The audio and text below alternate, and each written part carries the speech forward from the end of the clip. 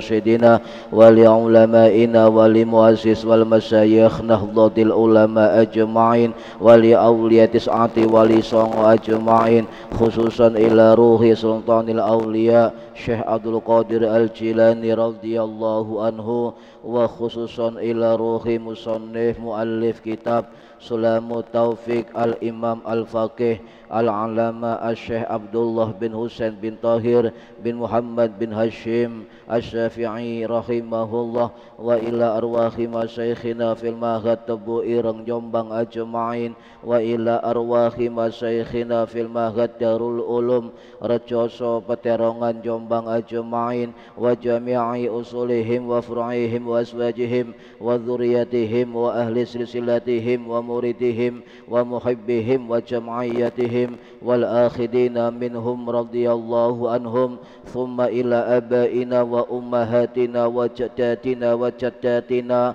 وإلى أرواح من فتح هذه القرية ومن أقامها ولجميع المسلمين والمسلمات والمؤمنين والمؤمنات الأحياء منهم والأموات خصوصا إلى أرواح أهل قبور من حضر في هذا المجلس غفرهم الله وببركة majelis ilmi mugi-mugi kita lan keluarga kita sedaya diparingi sehat wal afiat lahir batin kathah lan barokah rezekine selamat dunya akhirat lan boten wonten alangan gangguan menapa-menapa biidnillahi wa ridallah syai'un lillahi lana wa lahumul fatihah a'udzu billahi minasyaitonir rajim bismillahirrahmanirrahim alhamdulillahi rabbil alamin arrahmanir rahim maliki yaumiddin iyyaka na'budu wa iyyaka nasta'in ihdinas siratal mustaqim siratal ladzina an'amta 'alaihim ghairil maghdubi 'alaihim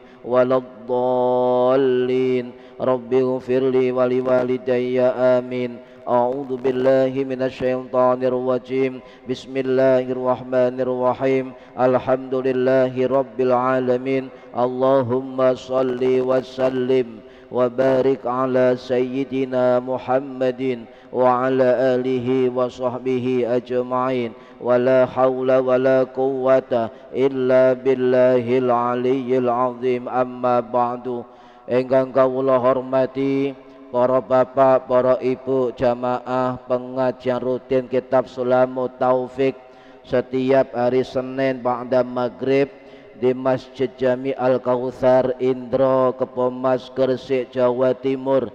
Mudah-mudahan khususipun yang hadir di majelis ini dan umumnya yang mendengarkan atau mengikuti via online mendapatkan barokah, manfaat, maslahah wa ni'matah wassalamah wassafa'ah wasya'adah fid dini wad dunya wal akhirah amin ya rabbal alamin. Monggo diniati ngaji golek ilmu lillahi ta'ala lan diniati iktikaf fi hadzal masjid lan diniati ngenteni salat isya berjamaah. Para hadirin ingkang minulya, tasik halaman 52 membahas tentang maksiatnya badan. Bismillahirrahmanirrahim. Faslun utawi iki iku fasal wa min ma'asil badani lan setengahé saking pira-pira maksiatnya awak, maksiatnya badan. Minha diantaranya adalah wa isbalul thawbi lan nglembreake pakaian, wa isbalul thawbi lan nglembreake pakaian lil khuyalai krana sombong, krana sombong. Para hadirin rahimakumullah, niki termasuk rupane maksiat, yaitu tentang isbal dengan sombong. Banyak orang yang mengatakan bahwa isbal yaitu kain yang menutupi mata kaki, ya, itu bid'ah, itu tidak benar, itu tidak sunnah. Malah kalau kami menyimpulkan orang-orang yang merasa paling benar ketika dirinya bercelana, bersarung, berjubah, bergamis di atas mata kaki, merasa paling benar, merasa paling sunnah, liyane salah, liyane bid'ah, liyane neraka. Ini adalah inti bid'ah. Sebab bid'ah yang terbesar adalah kesombongan atas nama sunnah. Kalau baleni, salah satu bid'ah yang terbesar adalah kelompok atau orang yang sombong atas nama sunnah. Ya tegas niki. Ya. Nah, isbal niku napa? Isbal itu adalah masdar dari fi'il madi asbala yusbilu isbalan. Artinya adalah bisa berarti menjulurkan, menurunkan, atau juga memanjangkan sesuatu. Nah, hukum isbal ini berlaku untuk baju ya di bawah, entah itu sarung, entah itu celana, entah itu jubah, entah itu gamis. Memanjangkan, menjulurkan, ngelembrehno cara Jawane sampai nutupi mata kaki dan hampir menyentuh tanah, itu isbal menurut Imam Ibnu Arabi rahimahullah sing wafat tahun 1240 Masehi. Kemudian menurut salah satu ulama mazhab Syafi'i, Imam Khatib As-Sarbini As-Syafi'i rahimahullah sing wafat tahun 1570 Masehi di Kairo, Mesir, dalam kitab Muhnil Muhtad Syarhil Minhaj, beliau dawuh isbal di atas mata kaki itu adalah menutup perbuatan yang menutup mata kaki. Itu kriteria atau pengertian pendek dari isbal, yaitu pakaian yang menutup, menurun, menutupi atau melebihi mata kaki. Itu adalah isbal. Ya. Makna dari wa isbalus saubi, saubi itu makna umum dari pakaian, Pak. Makna umum dari yang dipakai oleh manusia untuk menutup badannya, itu as-saub. Kalau terkait dengan mata kaki, maka ini terkait dengan pakaian bawahan. Ya, pakaian bawahan.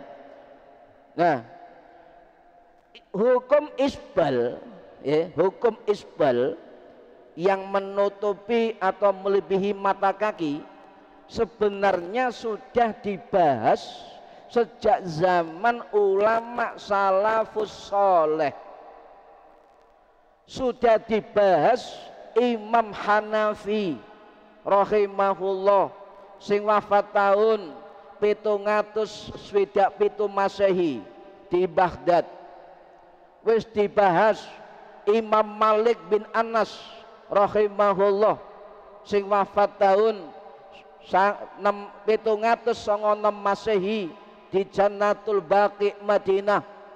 Wis dibahas Imam Syafi'i rahimahullah sing wafat tahun 820 Masehi di Fustat, Mesir. Wis dibahas Imam Hambali rahimahullah sing wafat tahun 855 Masehi di Baghdad, Irak. Cukup sudah 4 mazhab niki. Sampai goleki nok kitab-kitab 4 mazhab, fikih 4 mazhab, tidak ada satupun ulama imam atau ulama mazhab yang menyatakan keharaman orang yang berpakaian menutupi mata kaki. kecuali dengan kesombongan. Paham nggih? Tidak ada. Logikanya begini, memang ada hadis sahih Bukhari Muslim yang menyatakan bahwa orang yang berpakaian menutupi mata kakinya itu akan masuk neraka dan tidak akan dipandang oleh Allah fi yaumil qiyamah.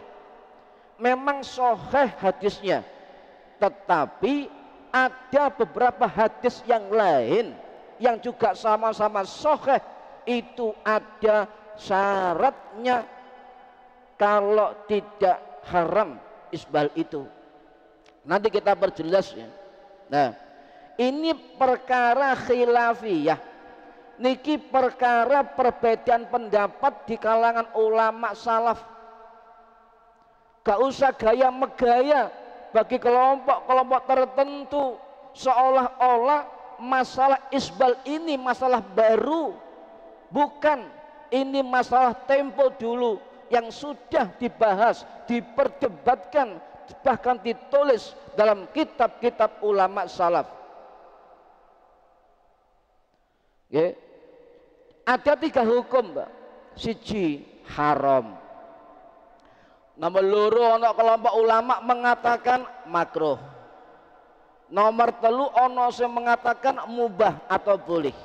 Niki 3 pendapat dari dulu ya sama sampai sekarang, tidak berubah. Dan satupun ulama mazhab tidak pernah mengatakan haram kecuali dengan kesombongan. Tidak ada haram. Okay.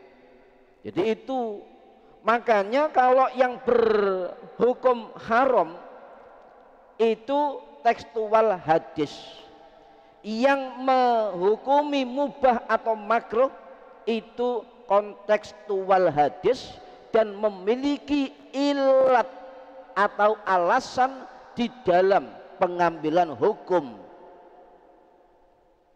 Ono alasane, sama-sama ketiganya berdasarkan dalil hadis-hadis sahih yang bersumber dari Imam Bukhari dan Imam Muslim. Contoh, perbedaan pendapat jenggot didawakno, kumis dicukur, isbal nutupi mata kaki, celana cingkrang. Itu fenomena-fenomena ikhtilaf di dalam ulama. Perbedaan itu adalah sunnatullah dalam implementasi pemahaman syariat. Jadi sunnatullah, Pak. Tidak boleh kita menyelisihi perbedaan pendapat, merasa paling benar, merasa paling sunnah, merasa paling membawa panji-panji Rasulullah. Ya, harus menghormati perbedaan pendapat. Ya, lek wong gak gelem menghormati perbedaan pendapat, maka itu ciri-ciri orang yang tidak memakai dasar ilmu usul fikih dan juga biasanya merasa paling benar, merasa paling sunnah, dan akhirnya meremehkan kelompok yang lain dan akhirnya menuduh sesat, masuk neraka. Hati-hati. Tidak boleh di dalam pemahaman agama la ikraha fiddin, tidak boleh memaksakan pendapatnya terhadap orang atau kelompok yang lain di dalam hukum agama, dan tidak boleh mengingkari terhadap adanya perbedaan pendapat ulama.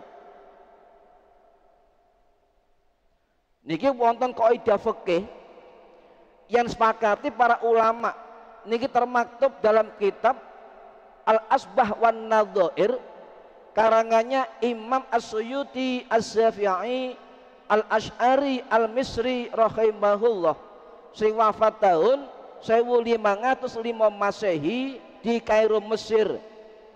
Wonten kaidah fikih ngeten Bapak Ibu, la yangkirul mukhtalafa fihi wa inna ma yungkirul majma'u alaihi. Niki kaidah fikih. Masalah yang masih diperdebatkan, diperselisihkan keharamannya oleh para ulama, tidak boleh seorang pun mengingkarinya. Misalnya ngeten, iki pendapat yang paling benar yang haram, yang bid'ah paling benar. Padahal sejak zaman salafus soleh sudah ada 3 pendapat. Berarti dia jelas-jelas mengingkari tentang perbedaan pendapat. Iki lek ngerti kaidah fikih, ini masyhur kaidahnya ini. Nggih. Kemudian Syekh Mustafa Waba Az-Zuhaili As-Syafi'i rahimahullah dalam kitab Al-Fiqhul Islami wa Adillatuhu, sing wafat tahun 2015 yang lalu di Suriah, beliau mengatakan jelas tidak dibenarkan kelompok orang tertentu menolak masalah-masalah agama yang masih diperdebatkan atau ikhtilaf di kalangan ulama. Paham nggih? Di situ wonten la yungkarul mukhtalaf. Tidak boleh mengingkari suatu perbedaan. Ini maksudnya menjadi kalimat usul yang mengayomi ragam pendapat yang ada di dalam fikih. Jadi ono pendapat selama itu ono cantolan dalil, ada memiliki argumentasi yang jelas dari dalil dan juga argumentasi fikih dari para ulama, tidak boleh mengatakan sesuatu itu haram.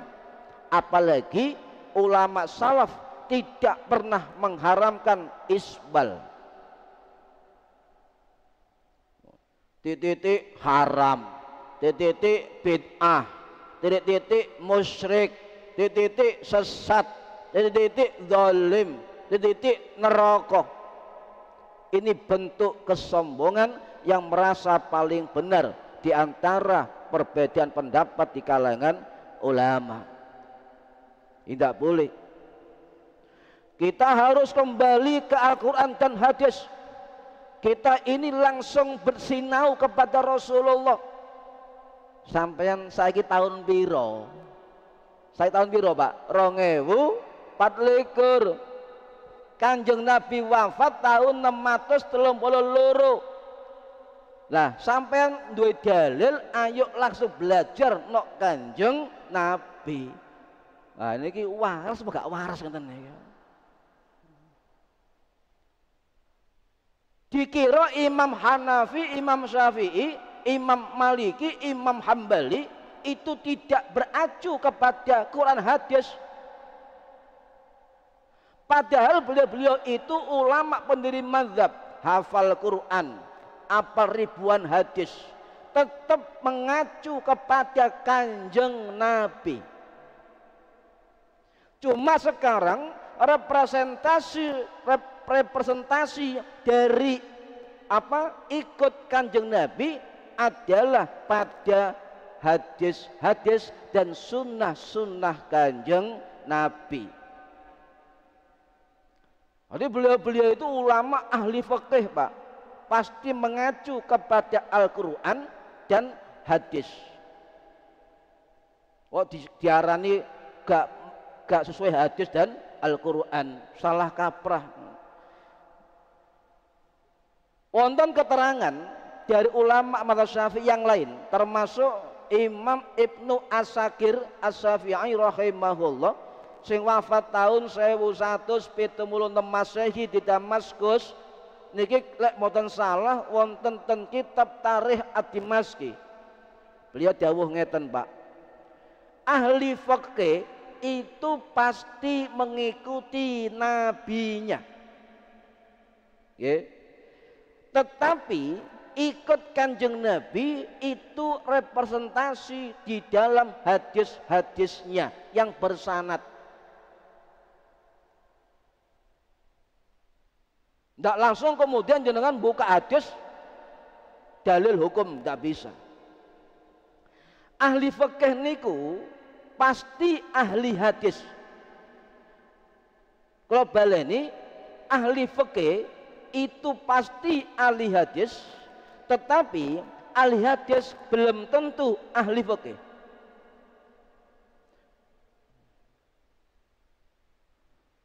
Napa?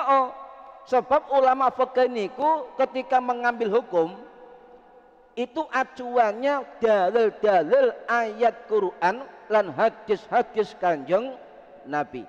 Contoh gampangnya ngeten. Seorang ahli fikih itu ibarat buah ya. Hadis Kanjeng Nabi ibarat pohon. Paham nggih? Logika mboten, Pak. Ketika ada buah tanpa pohon, tidak masuk ya. Sama dengan fikih, Pak.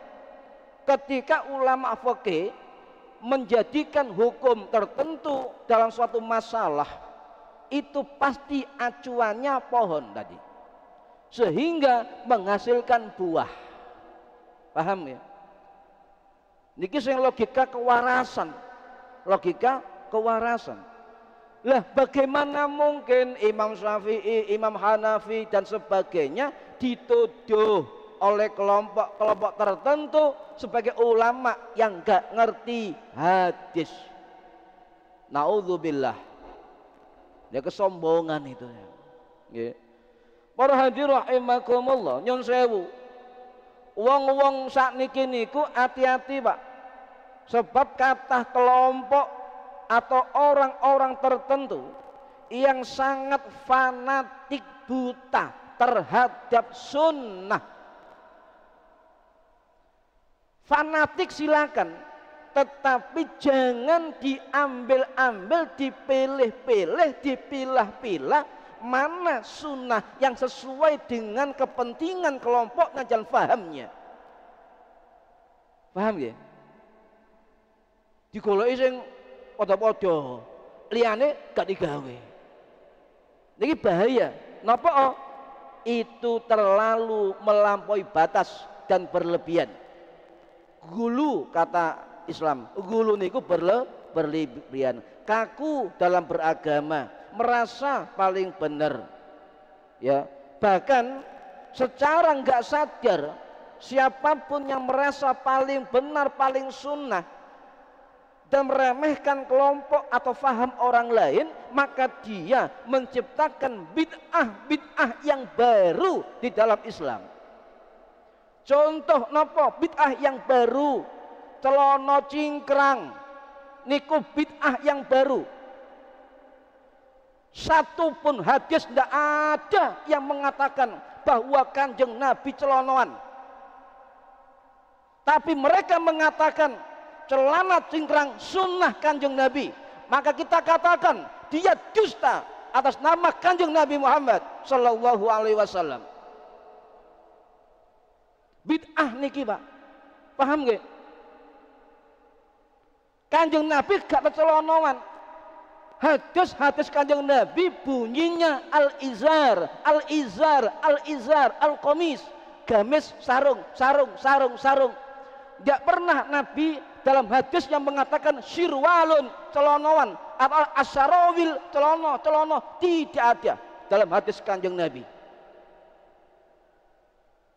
Kita warga NU tegas mengatakan dusta mereka atas nama Kanjeng Nabi Muhammad sallallahu alaihi wasallam. Kita sampaikan pendapat para ulama bahwa itu tidak benar. Jadi pakaian celana cingkrang pakaian syar'i. Cek payu. Dilabeli syar'i, cek payu. Para hadirin rahimakumullah, nggih. Nyun sewu, Pak. Nggih. Mereka mengatakan mengaku ihya sunnah, menghidupkan sunnah Nabi, kita dianggap ingkaru sunnah, mengingkari sunnah Nabi. Lo, gak bahaya tak?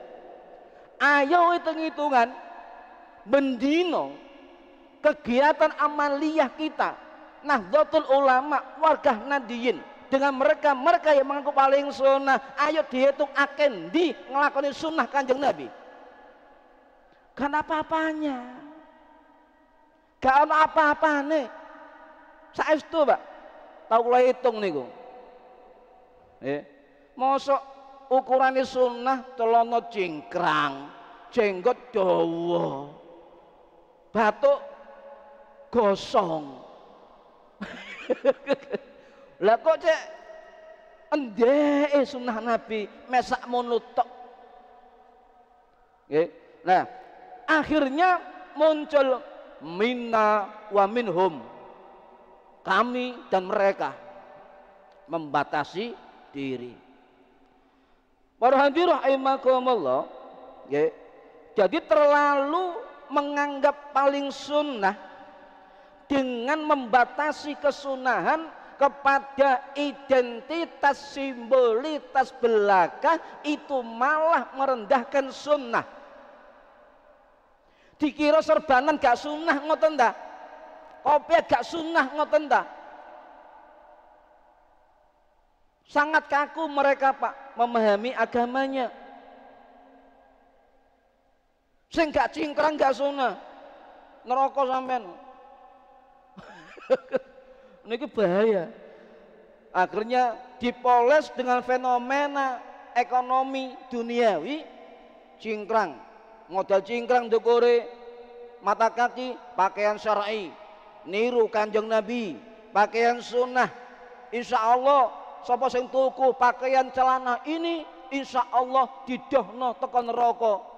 Allah ya Karim, mosok cingkrang celana wis sampe gak usah sembayang wis, cukup celanawan gak cingkrang, ya cingkrang wis cukup mlebu surga. Nah ini para hadirin rahimakumullah, nggih sakniki ngeten, kelompok tertentu itu anti hukum qiyas. Mereka selalu menanyakan dalil-dalil khusus. Nah, untuk dalil celana cingkrang diwalik Pak, mereka tidak pernah konsisten dan pelin-pelan dalam dalilnya. Contoh, Kanjeng Nabi gak tau celanawan, cuma dalilin apa? Al-izar sarung, ndak ono sirwal. Loh, kemudian mereka mengatakan celana cingkrang sunnah Nabi, tekon di dalile. Sebab yang kita ambil esensinya di atas mata kaki. Loh, sejak kapan mereka menggunakan dalil umum? Ketika kita menyampaikan dalil tahlilan, sholawatan dan sebagainya, mereka njaluk dalil khusus. Tetapi ketika cingkrangan, mereka memakai dalil qiyas. Nah, kalau belajar tentang Wahabi ini bertahun-tahun kok malah kedungguyu nih. Nggih. Aneh nih ya. Mereka menolak qiyas tapi mengkiaskan diri. Mereka minta dalil khusus, ya. Kita diminta dalil khusus, tapi mereka menggunakan dalil umum. Ya kan podo antara sarung ambek celana, sing penting ndukure mata kaki. Enggak salah. Dalam konteks istihad Syafi'i tidak salah, tetapi mereka nggak konsisten Pak, ya nggak konsisten. Yang salah celana cingkrang sunnah, model sunnah Nabi. Ono sing ngomong celana cingkrang model baju pakaian Nabi, min saubir Rasulillah. Bojok niku mulai paling gergeten ya. Memang ada dalil Pak, ma asfala minal ka'baini minal izar. Loh, bahasa izar fafinnar. Siap apa saja yang di bawah kedua mata kaki, ya, dari sarung fafinnar, maka dia di neraka. Sahih hadisnya, nggak salah. sahih. Tetapi banyak ulama-ulama mutaqaddimin yang membantah itu, termasuk Imam Al-Munawi rahimahullah, ahli hadis sing wafat tahun 1600 masih di Kairo. Dalam kitab Faidul Qadir Syarah Jamus Shogir, beliau mengatakan tidak ada istilah celana di dalam hadis Kanjeng Nabi. Beliau mengatakan dengan diberi kain tidak dengan model kain ya tidak dapat diterima pendapat menghukumi sunnah pakai celana,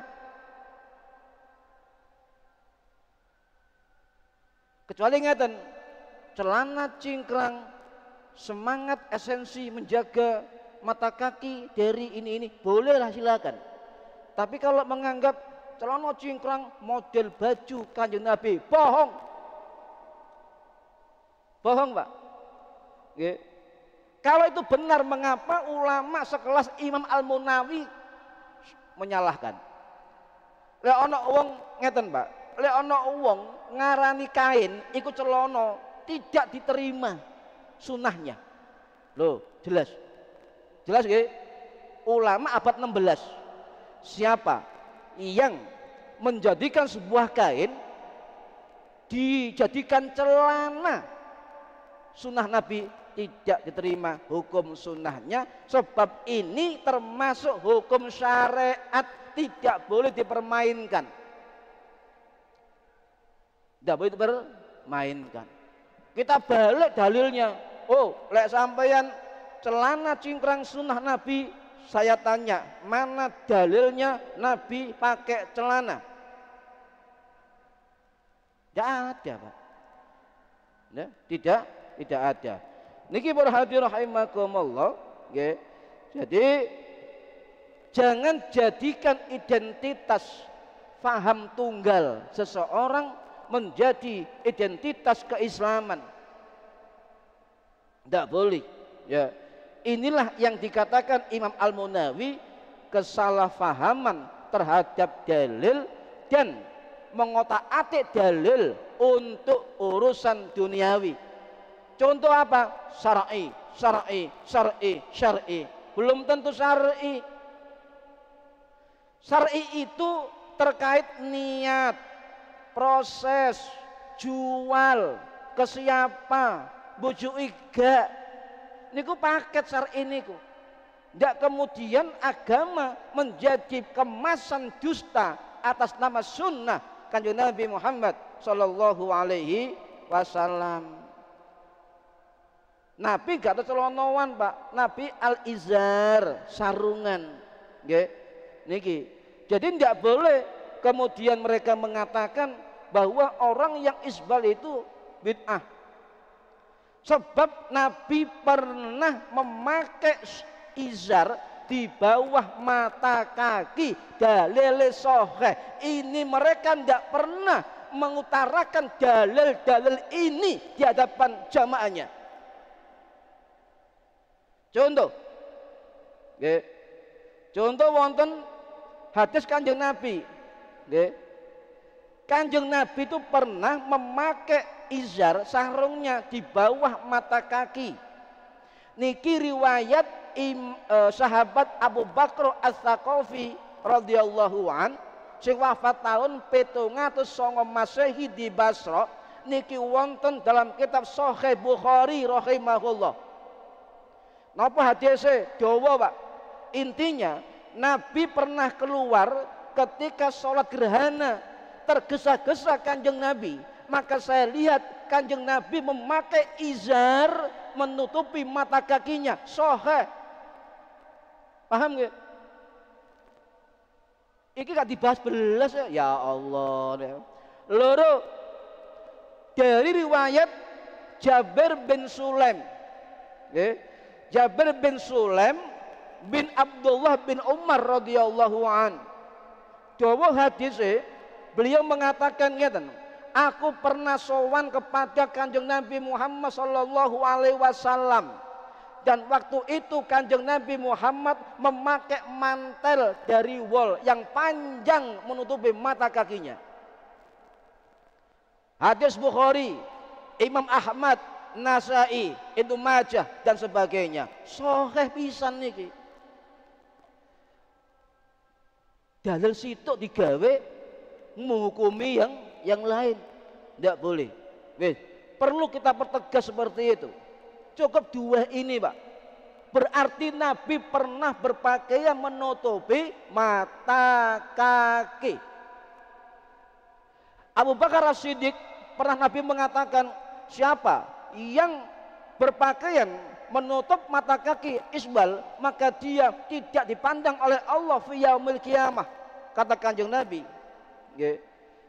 Abu Bakar kemudian tanya, ya Rasulullah, kula niki sering nutupi mata kaki, makanya lek melaku tak teman-teman niki tak jinjing. Apa jawab Kanjeng Nabi dan Abu Bakar? Awakmu gak termasuk sebab gak sombong. Paham ya? Sebab tidak sombong. Andai kata Imam Hanafi itu tidak pernah memakai jubah menutup mata kaki, maka hukum Islam akan kaku, Pak. Sebab yang mengarang buku fikih pertama adalah Imam Hanafi rahimahullah, sing jenenge kitab Al-Fiqhul Akbar, karangannya Imam Hanafi. Beliau menyatakan, ini riwayat saking Imam Muflih rahimahullah sing wafat tahun 1393 Masehi di Damaskus. Dalam kitab Al-Adabus Syar'iyyah beliau mengatakan, saya pernah mendapat riwayat dari guru bahwa Imam Hanafi itu pernah memakai jubah menutup mata kaki. Kemudian wakana yazurruhu alal ardi, beliau memakai pakaian menjulur sampai di atas tanah. Faqilallahu awalasna nuhina an hada, kata murid-muridnya. Beliau menjawab, "Duh, ya guru, apa gak dilarang dah ngene iki?" Beliau menjawab, ya, "Jarrul izari idza lam yuridil khuyala." Menjulurkan sarung asal tidak ada sifat sombong, lam yuridil khuyala, fala ba'sa bihi, kata beliau, tidak masalah. Sekelas Imam Hanafi mengatakan fala ba'sa bihi, tidak masalah. Lho, awakmu lahir saiki kok moro-moro neraka-nerakana wong, bid'ah wong, ya Allah. Paham nggih? Paham nggih? Yang dimaksud bid'ah haram adalah kita memakai menutupi mata kaki itu didasari kesombongan, baru hukumnya maksiat. Kula boten gede, Pak. Boten gede nggih. Sarung nang ndukur, mlaku melorot, Pak. Nutupi mata kaki. Dunggano maneh, melorot maneh, nutupi mata kaki. Loh, aku neraka lah, Mbak. Nang masjid nang neraka, ya Allah. Ono sebab, ono ilat, hukum bisa berubah. Paham nggih? Nggih, waktunya habis, nggih. Mungkin manfaat fid dini wad dunya wal akhirah. Al-Fatihah. A'udzu billahi minasyaitonir rajim. Bismillahirrahmanirrahim. Alhamdulillahirabbil alamin. Arrahmanir rahim. Maliki yaumiddin. Iyyaka na'budu wa iyyaka nasta'in. Ihdinas siratal mustaqim. Siratal ladzina an'amta 'alaihim ghairil maghdubi 'alaihim waladdallin. Rabbi ighfirli wa li walidayya, amin. A'udzu billahi minasyaitonir rajim. Bismillahirrahmanirrahim. Allahumma shalli wa sallim wa barik ala sayyidina Muhammad. Alhamdulillahirabbil alamin. Allahumma 'allimna ilmal Qur'an wa 'allimna ilma la ilaha illallah wa 'allimna min ladunka ilman nasiru bihi kamil mahyatil mamat. Wa sallallahu ala sayyidina Muhammad walhamdulillahirabbil alamin. Wallahu a'lam bissawab. Assalamualaikum warahmatullahi wabarakatuh.